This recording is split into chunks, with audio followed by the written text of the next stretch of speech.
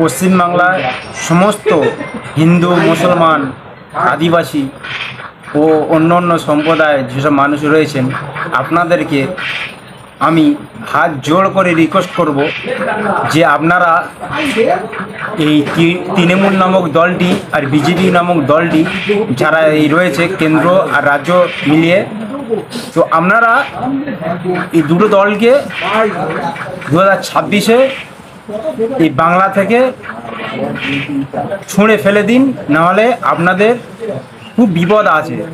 কারণ আজকের বাইরে রাজ্যে দেখুন যে পড়ুয়ারা বঞ্চিত, আজকের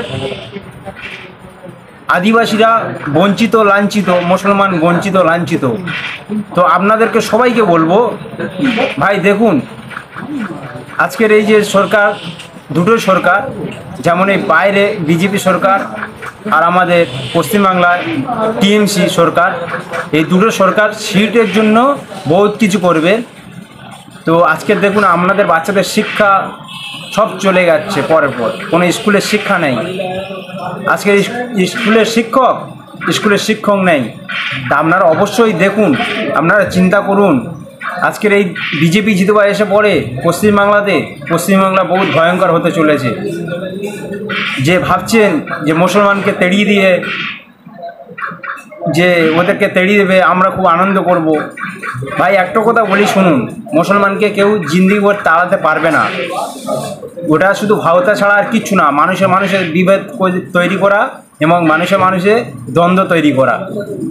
আজকের ওই করে ভোটগুলো লুটে নিচ্ছে, হিন্দু হিন্দু হিন্দু করে করে।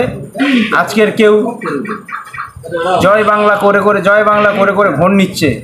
তো আপনার ভোট আপনি যাকে দেন, আপনি এটা ভেবে চিন্তে দিবেন।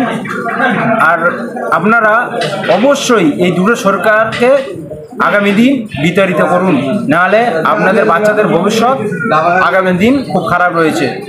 ধন্যবাদ।